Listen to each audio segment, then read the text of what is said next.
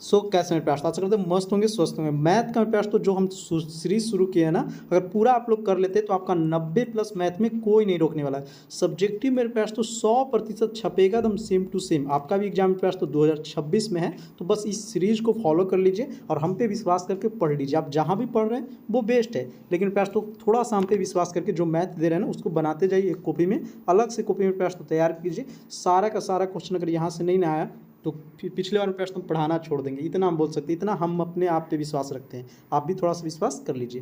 देखिए प्रयास, तो पिछले वीडियो में 1 से हम आपको 3 तक कराएं। आशा है कि आप लोग तीनों क्वेश्चन को कंप्लीट कर लिए होंगे। क्वेश्चन नंबर 4 मेरे प्रयास, तो दशमलव प्रसार शांत है या अशांत, ये आपको बताना है। एग्जाम में आएगा कि बिना लंबी विभाजन के बताइए कि कौन सा शांत है और कौन अशांत है। सिंपल मेरे प्रयास तो बहुत सिंपल है और 2 नंबर आपका हो जाएगा। देखिए क्वेश्चन 1 2 3 मतलब 8 क्वेश्चन, 7 क्वेश्चन टोटल है, ठीक है। तो ये मेरे पास तो आपको सबको बनाना है, एक हम बता देंगे, बाकी आपको सबको बनाना है। सिंपल ध्यान दीजिएगा, 7/80। सिंपल क्या करना है ना, हरों के गुणनखंड करना है। बोलिए सर जी हमको तो अंश और हर में पता ही नहीं चलता है, कौन अंश है और कौन हर है। तो देखिए मेरे पास तो 4 मान लिया जाए 7 है, तो ऊपर वाला को अंश बोलते हैं और नीचे वाला को हर बोलते हैं। तो हरों का गुणनखंड करना है। गुणनखंड मतलब ना अभाज्य गुणनखंड के रूप में व्यक्त कर देना है, फैक्टर के रूप में तोड़ देना है।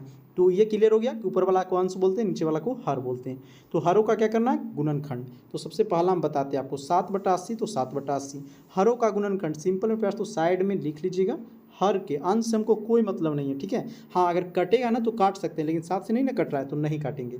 कितना होगा 40, 2 से लगाएं प्रयास तो फिर 20, 2 से लगाएं 10, 2 से लगाएं 5, इतना हो गया। अब सबको लिख दीजिएगा हरों का गुणनखंड। और देखिए प्रयास 2 कितने बार आया, 4 बार। अब 5 कितने बार आया, 1 बार, ठीक है। तो एक लिखिए चाहे नहीं लिखिए। तो ये क्या होगा सर जी, शांत होगा या शांत, कैसे पहचानेंगे। तो सिंपल एक ट्रिक है मेरे पास, तो सिंपल जो हम बच्चा को ऑफलाइन पढ़ाते हैं समझिएगा। कि मान लिया जाए प्रयास तो एक बाप के 2 बेटा है, एक का नाम है दुग्गी और एक का नाम है पच्ची। ये उसका पिताजी का होटल है। तो दुग्गी अगर आएगा खाना खाने के लिए तो शांति से खा के चला जाएगा। यस सर, यानी हर के गुणनखंड में सिर्फ 2 रहेगा, तो सर जी शांति से खा के चल जाएगा, यानी शांत होगा। अब पच्ची आएगा मेरे प्यास तो खाना खाने, तो भी शांति से खा लेगा, क्या कि एक बाप के 2 बेटा है। तो ये भी क्या होगा, अगर हर के गुणनखंड में सिर्फ 5 रहे तो शांत होगा। और दोनों मिल के आएगा मेरे भाई कि चलो दोनों भाई अपने पापा के होटल में खाना खाते हैं, फिर भी शांत से खा लेगा। तो सिंपल आपके दिमाग में क्या हो गया कि 2 रहे या 5 रहे तो शांत होगा। 2 5 के अलावा मेरे भाई कोई भी संख्या आ जाए तो अशांत होगा। जैसे 2 कहेगा कि हम अपना दोस्त लेके चलते हैं, किसको, पिटूनिया के, इसका दोस्त के नाम है पिटूनिया, कहेगा चलो ना 2 3 साथ खाते हैं पापा के होटल में। पापा क्या करेंगे, अरे साला तुमको तो एक खिला ही रहे, एक क्या और लेके आया, भगा देंगे, यानी वहाँ पे अशांति हो जाएगा। तो सिंपल समझना मेरे प्यास तो कि अगर 2 सिर्फ रहे तो शांत, 5 रहे फिर भी शांत, और 2 5 दोनों मिल के रहे तो फिर भी शांत, और 2 5 के अलावा प्यास तो कोई भी संख्या हो। देखिए हरों का गुणनखंड 2 या 5 के रूप में हो तो क्या होगा प्यास तो शांत होगा। यहाँ पे हम लिख दिए, ठीक ना। और 2 और 5 के कोई भी अलावे आ जाएगा ना तो वो अशांत होगा। क्लियर। आप देखिए दूसरा नंबर क्वेश्चन ना क्या है, 35/50 है। तो इसको पहले कटेगा तो काट लीजिएगा। देखिए 5 से कट रहा है, 7 5 35, आई भी 5 से कटेगा 10 मरतबे। अब इसको बनाइएगा, ठीक ना, कटेगा तो काट लीजिएगा। 7 5 35 और 5 है 50, ठीक है। क्लियर है। चलिए आप देखें प्रश्न, अब ये क्लियर हो जाएगा तो आपको देखिए क्या करना है। तीसरा बनाना है, चौथा बनाना है, पाँचवा बनाना है, छठा बनाना है, सातवां बनाना है, 6 7 8 को, वही तो हम 8 को डाले थे। और ये मेरे पास तो 8 आपको अभी के अभी जस्ट बनाइए और सिंपल करना है, हरों के गुणनखंड कर दीजिए। और गुणनखंड 2 और 5 के साथ कोई भी अगर आ जाए ना तो अशांत होगा। और 2 सिर्फ आएगा तब सर तो शांत होगा, 5 भी खाली आएगा तो शांत होगा, और दोनों आएगा तो और शांत होगा। समझ गए। चलिए आप देखें प्रयास तो क्वेश्चन नंबर 5, सिद्ध करें √5 एक अपरमेय संख्या है। इस टाइप के क्वेश्चन प्रयास तो 100% आपके एग्जाम में आते हैं। आप देखिए इसमें हम क्या किए ना, बहुत छोटा कर दिए, क्योंकि ये बच्चा बहुत सारा बोलते हैं कि सर जी हमको नहीं बनता है। हम एक लॉन्ग तरीका से बताते हैं, थोड़ा बड़ा वाला, तो उसका स्पेशल एक वीडियो हम बना देंगे, ठीक ना। और स्पेशल चाहे वीडियो बना हुआ होगा, आप लोग सीध सर्च कीजिए ना कि सिद्ध करें √5 एक अपरमेय संख्या UTM स्टडी, तो आ जाएगा। बहुत पहले बनाए थे, सबसे पहले जब पढ़ाना शुरुआत किए थे। तो एक लॉन्ग वीडियो इसको हम बना देंगे, जो हम मेरे पास तो ऑफलाइन में पढ़ाते हैं, लेकिन बहुत सारा बच्चा ना उसको नहीं बना पाते हैं, तो उनके लिए हम एक छोटा सा बना दिए हैं। देखिए मान लिया कि √5 एक परमेय संख्या है, दिया क्या अपरमेय संख्या, लेकिन हम मान लेते हैं कि √5 एक परमेय संख्या है। तो परमेय संख्या को क्या लिखते हैं हम लोग, P/Q, तो P/Q के रूप में लिख लिए। बराबर √5, जहाँ क्यू नॉट इक्वल टू 0, मतलब क्यू का मान 0 नहीं होना चाहिए। अब देखें प्रश्न, तिरछा तिरछी गुना कर देते हैं, पी में 1 से करेंगे तो पी, क्यू में 5 से करेंगे तो √5 क्यू। दोनों तरफ वर्ग करने पर, दोनों तरफ वर्ग कर देंगे प्रश्न तो पी स्क्वायर हो जाएगा, और इधर देखिए √5 क्यू स्क्वायर, तो स्क्वायर से ना रूट कट जाता है, ठीक है, स्क्वायर से रूट कट जाता है तो क्या बचेगा 5, और क्यू के स्क्वायर क्यू स्क्वायर। अब ये वाला आपको ना समझिए कि रट्टा मारना है, एकदम याद कर लेना है, क्या कि ये तो बहुत सिंपल है, हर बच्चा इतना कर लीजिएगा। मान लिया कि √5 एक परमेय संख्या पी वाई क्यू है, दोनों तरफ वर्ग कर देंगे, बस ये वाला आप रट्टा मार लीजिए। जहाँ P से 5 विभाजित होगा एवं Q से भी 5 विभाजित होगा, दोनों से मेरे पास तो 5 विभाजित हो जा रहा है। अगर यहाँ पे 3 देंगे तो 3 विभाजित हो जाएगा, यहाँ पे 7 देंगे तो 7 विभाजित हो जाएगा, लेकिन लिखाएगा सेम टू सेम। यह अपने में विरोधाभास है, ठीक है, क्या सत्य मेरे पास तो पता नहीं चल रहा है। अतः √5 एक परमेय मानना गलत है। हम लोग √5 को क्या माने थे, परमेय, लेकिन मानना गलत है। अतः मेरे पास तो लास्ट करके इसीलिए √5 एक कौन संख्या, परमेय संख्या। इतना छोटा आपको कहीं नहीं मिलेगा, ये वाला सीख लीजिए। अगर ये सीख लीजिएगा प्रयास तो आपको हम बड़ा वाला भी सिखा देंगे, इसीलिए हम सोचे ना कि पहले छोटा वाला दे देते हैं। अब देखिए ये 5वां का दूसरा नंबर आपको खुद बनाना है। ये तीनों अगर आप लोग बना लेते हैं तो हम 100% कहेंगे कि सीख गए। और तीनों अगर नहीं बनाते हैं तो आप कभी भी कितनों देख लीजिएगा ना, भूल ही जाइएगा। और अभी मेरे पास तो वीडियो को रोक लीजिए और ये तीनों को बनाइए, एकदम इसी के अनुसार एकदम छाप लीजिए कॉपी में, और बार बार देखते रहिएगा, आपका कभी भी गलत नहीं होगा। क्लियर है? तो यहाँ तक मेरे पास तो 5 क्वेश्चन हम लोग कंप्लीट कर लिए हैं। और ये कैसे आएगा 3 + √5, इसके लिए भी एक अलग से वीडियो लाएंगे, ठीक ना। एक भी क्वेश्चन आपको नहीं छोड़ेंगे, जितना भी क्वेश्चन एग्जाम में आएगा वो सारा मेरे पास तो आपको कंप्लीट करा देंगे। और देखिए मूलों का योग और गुणनफल निकालने के लिए आपको कोई समीकरण दे देगा, जैसे 7x² - 6x - 5 = 0 है, कहेगा कि मूलों का योग निकालिए और गुणनफल निकालिए। तो योग का फॉर्मूला होता है मेरे पास तो -b/a, देखिए, यानी अल्फा प्लस बीटा। इसका फॉर्मूला क्या होगा, -b/a। Sir ji A B किसको बोलेंगे, तो पहला को ए बोलते हैं, दूसरा को बी बोलते हैं, ABCD तो आता ही है, तीसरा के सी बोलते हैं। क्लियर है? पहला ए, दूसरा बी, तीसरा सी। अब मेरे पास तो ये गुणनफल होता है, तो गुणनफल अल्फा इंटू बीटा। द्विघात बहुपद के दो शून्य कौन कौन, अल्फा और बीटा, तो गुणनफल का फॉर्मूला होता है c/a। ठीक है, अब देखिए मेरे पास तो सिंपल आपको दिया गया है। ए के मान आपको यहाँ पे दिख रहा होगा 7 है, बी के मान 6 है, सी के मान, तो आपको पूछा मूलों का योग, तो योग बराबर फॉर्मूला क्या होता है अभी, -b/a। तो माइनस बी का मान देखिए क्या है, तो -6 है सर जी, तो -6 लिख दीजिए।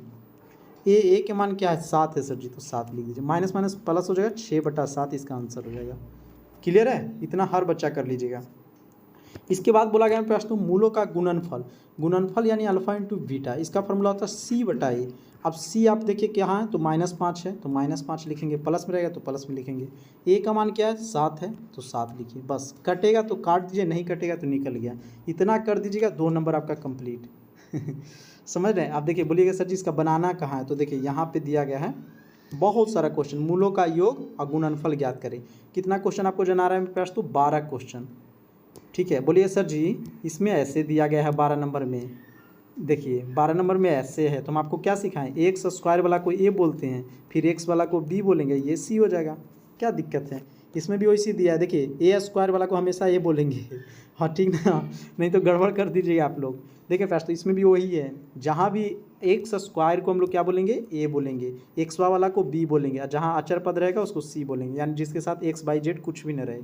ये 12 मेरे पास तो अभी बनाना है, नहीं बनाइएगा कभी नहीं सीखिएगा मैथ। हम बार बार बोलते हैं ऑफलाइन मेरे पास तो मेरा हर बच्चा मतलब मैथ में बहुत अच्छा नंबर लाता है। अब फेल के तो नाम भूल जाइए, इसके पीछे एक ही कारण है कि हम एक बनवाते हैं, एक में जैसे हम बता दिए, और 10 क्वेश्चन बनवाएंगे, हर बच्चा सीख जाता है। आप भी कीजिए, सीख जाइएगा। अब सेकेंड टाइप क्वेश्चन में पास तो द्विघात बहुपद ज्ञात करें जब मूलों का योग और गुणनफल दिया रहे। जब देखिए ध्यान दीजिएगा, द्विघात बहुपद बोलेगा ज्ञात करने के लिए, मूलों का योग और गुणनफल दे रहे, तो एक फार्मूला होता है मेरे पास तो x square minus alpha plus beta x plus alpha into beta.